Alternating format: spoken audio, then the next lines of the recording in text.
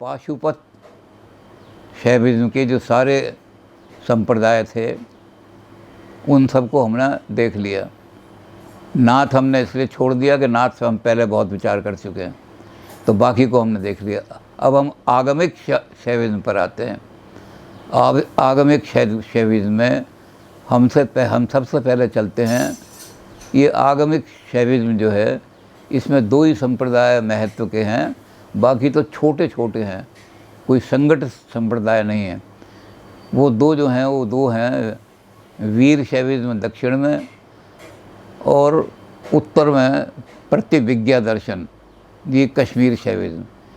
ये दो बहुत बड़े बड़े हैं। अब हम लेकिन छोटा एक सिद्धांत लेते हैं, वो है तमिल शैविज्म का। तमिल शैविज्म जैसा कि इसके नाम से है कि दक्षिण से आरंभ हुआ। ये करीब 6वीं या 7वीं शताब्दी में इसका माना जाता है कि आरंभ हुआ। तो इसका आरंभ हुआ इससे। अब ये लोग बड़े कठोर शिव भक्त हैं। इसका भी हमने पहले एक जगह चर्चा की थी शुरू में कि ये लोग इतने कठोर भक्त हैं कि ये कहते हैं, तमिल में इसकी कहावत है कि अगर कोई मस्त हाथी जो मस्त हो गया और वो आपका पीछा कर रहा हो, आपको खतरा हो, तब भी आप किसी विष्णु के मंदिर में न जाके छुपें, चाहे आपको मौत आ जाए। तो ये भगवान शंकर को ही आराध्य मानते हैं और कोई आराध्य नहीं इनका, ये तमिल शैविज्म का। तो तमिल शैविज्म अपने आप को, ये वैष्णव के भक्त जो हैं, जो विष्णु के भक्त हैं, वो अपने आप को आलवार कहते हैं, और जो भगवान शंकर के भक्त हैं वो अपने आप को नैनार कहते हैं। ये नैनार लोग जो हैं शिव तत्व को सबसे ऊंचा मानते हैं। अब इनका सैद्धांतिक दृष्टि से जो वर्णन है वो सैद्धांतिक दृष्टि से इतना महत्वपूर्ण नहीं है जितना कि इनकी जो क्रियाएं हैं उन क्रियाओं के रंग। पहली चीज़ ये है, इनके यहाँ सबसे पहली चीज़ मानी जाती है कि ये लोग जो हैं कवि हैं, सारे के सारे जितने भी नैनार मिलेंगे वो बड़े कवि हैं, और कवि होकर के वो भक्ति के भजन गाते हैं। वो वैष्णवों की तरह, जैसे वैष्णव लोग भजन गा करके भगवान को प्रसन्न करते हैं, तो ये नैनार भी भगवान को क्या करते हैं, ये एक मंदिर में जाते हैं, फिर दूसरे मंदिर में जाते हैं, तीसरे मंदिर में जाते हैं, तो भजन गाते हुए जाते हैं, और शिव के भजन गाते हुए नाचते हुए वहाँ जाते हैं दूसरे मंदिर में। वहाँ जाकर के भगवान के बड़े बड़े संगीतों के कई लोग हैं, इनके 6-7 कवि हैं, उनमें से एक दो जो इम्पोर्टेंट हैं वो तिरुमल जो हैं, इनके बड़े भारी कवि हैं बड़े। तो उन्होंने बहुत भजनों की रचना की है, और उन भजनों में शिव के सब रूपों को, हर रूप को उन्होंने देखा है। तुम जगत के क्रिएटर हो, तुम जगत के डिस्ट्रॉयर हो, तुम सारे जगत के पालन करने वाले हो, वो हर तरह के उन्होंने भजन बनाए हैं। तो इनका दर्शन भजनों के अंदर ही है, अलग से कोई दर्शन नहीं है। ये सारे लोग जो हैं तमिल शैव। अब इन तमिल शैवों ने क्या किया है सबसे बड़ा काम, कि इन्होंने अपने जो मंदिर हैं उस मंदिरों के अंदर मठ बनाए हुए हैं, जगह जहाँ भगवान शंकर की स्थापना की है, और उस स्थापना में ये कर दिया है कि ज़्यादातर जो इनके मठ हैं वो नॉन ब्राह्मणों के हाथ में हैं। उसका कारण भी है कि सब जो आलवार लोग थे, वैष्णव भक्त थे, तो वो विष्णु की पूजा में क्या करते थे कि विष्णु की पूजा में बड़ा श्रृंगार चाहिए, पवित्रता चाहिए, हर एक आदमी मंदिर में नहीं घुस सकता। इन्होंने क्या किया, इन्होंने जाति पाति का बंधन तो हटा दिया, हर एक आदमी को मंदिर में जाना। शिव मंदिरों पर लिखा हुआ मिलेगा आपको, यहाँ पर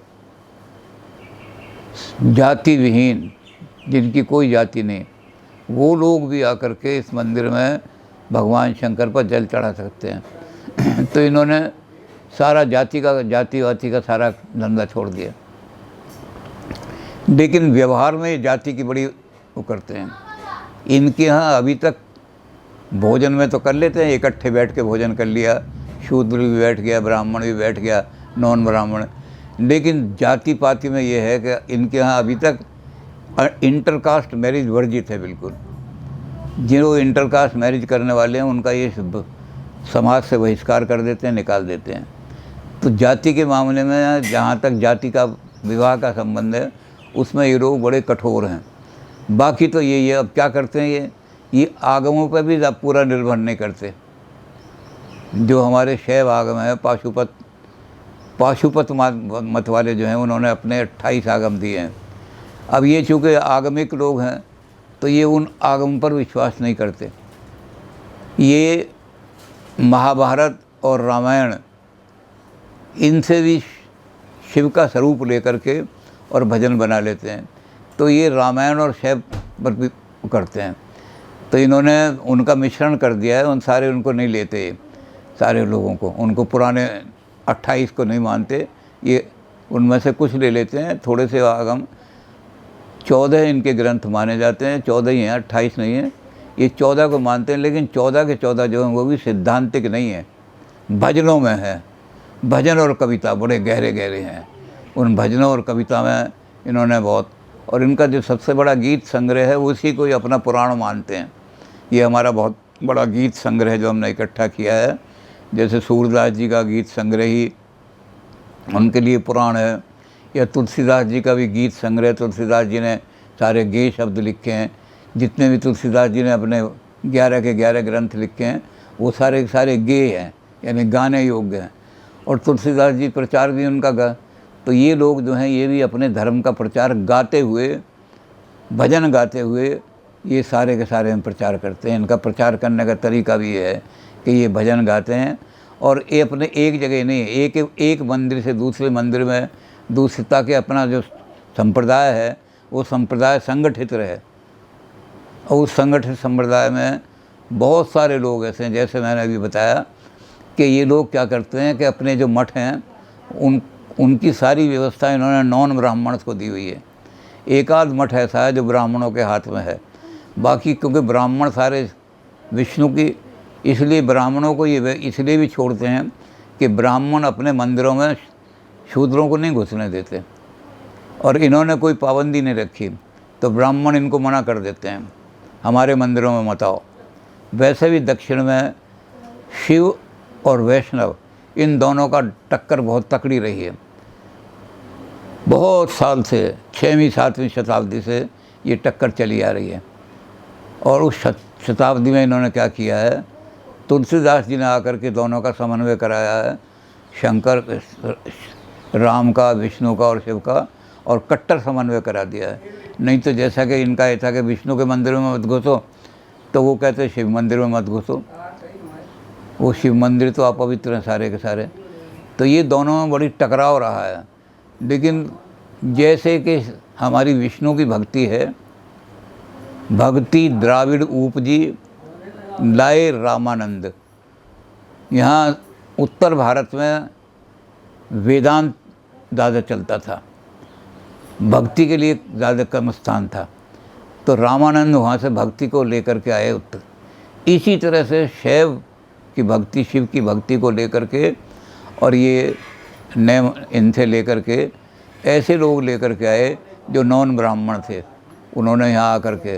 अब कुछ ऐसी हैं इनकी जो प्रथा, जैसे ब्राह्मणों ने ये किया कि जहाँ शिवलिंग है उस शिवलिंग पर जो भी फल चढ़ाया जाएगा, वैसे तो बिल्व पत्र चढ़ाया जाता है, कठोर होता है, बहुत ज़्यादा बेल वाला होता है, लेकिन बेल भी चढ़ाते हैं उस पर भगवान शंकर के।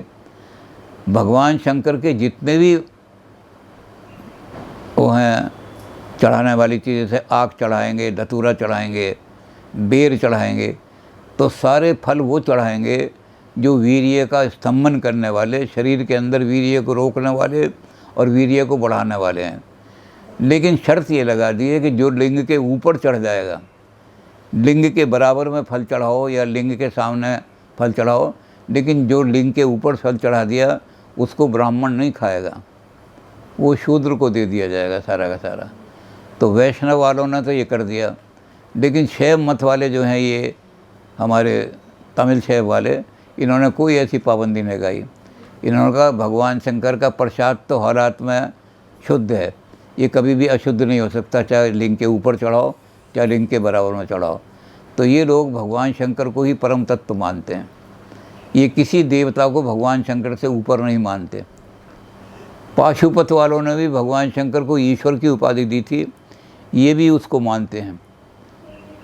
आगमों में उन्होंने ईश्वर को कहा था कि भगवान शंकर ईश्वर हैं, ये भी उसको माहेश्वर कह देते हैं। इन्होंने ईश्वर का नाम और बढ़ा के कर दिया माहेश्वर हैं। भगवान शंकर ईश्वर नहीं है, भगवान शंकर माहेश्वर है, महेश हैं। वो सब जितने भी ईश हैं, जितने भी देवता हैं, वो सबसे ऊपर हैं, तो महेश हैं। और महेश के साथ साथ इन्होंने कहा जितने भी देव हैं वो सब देवों के स्वामी हैं, इसलिए वो महादेव हैं। तो ये दक्षिण वालों ने जो भगवान शंकर के रूप दिए, वो जैसे दक्षिण से विष्णु की भक्ति आई थी, ऐसे ही इन्होंने नैनारों ने शिव भक्ति को लेकर के और सारे भारतवर्ष में प्रचार किया। गा गा करके, भजन गा गा करके ये आते रहे सारे में और भजन गाते रहे। इन्होंने एक और काम किया, इन्होंने कहा कि तमिल के साथ साथ संस्कृत भाषा भी अपना ली। हालांकि इनका नाम तमिल शैविज्म है, लेकिन इन्होंने प्रसार की दृष्टि से कि हमारे मत का प्रसार हो, तो हम उत्तर भारत में कैसे प्रसार करेंगे अगर हम संस्कृत में नहीं करेंगे, तो इन्होंने संस्कृत को भी अपना लिया। और आगमों में भी इन्होंने महाभारत में जो आगम दिए उनको भी अपना लिया। रामायण के अंदर जो वर्णन आया शिव का, उसको इन्होंने अपना लिया। इन्होंने 28 आगमों की बजाय उनको आगम तो नहीं कहा, इन्होंने कहा हमारे सूत्र ग्रंथ हैं, आगम ही समझो। तो इन्होंने 14 आगम तो वहाँ से लिए जो 6 आगम हैं, और बाकी महाभारत से रामायण से सारा ले लिया। तो इस तरह से समन्वयवादी करते हुए ये तमिल शैविज्म ने भी उत्तर भारत के शैविज्म को बहुत प्रभावित किया। उत्तर भारत का शैविज्म जो है वो तमिल से भी आ गया। ये सारे जो हैं महेश्वर और महेश और जो सारे रूप हैं, ये सब वहीं से दक्षिण से आकर के सारे। तो भक्ति द्राविड़, चाहे वो शिव की भक्ति हो चाहे वो विष्णु की भक्ति हो, वो द्राविड़ उपजी, द्रविड़ देश में, तमिल देश में उपजी है। और उसको रामानंद लेकर के आए थे विष्णु की भक्ति को, और ये इन्होंने यहाँ आकर के हमारे शैव भक्ति को इन्होंने सारे गा गा करके, भजन गा गा करके फैलाया। तो इस तमिल शैविज्म जो है वो इस दृष्टि से, अब इनका चूँकि सारे मंदिरों में घूमते रहते थे और सारे मंदिरों के अंदर भजन गाते रहते थे, इसलिए उन्होंने संप्रदाय के रूप में खड़ा नहीं किया, एक संगठन बना करके खड़ा किया।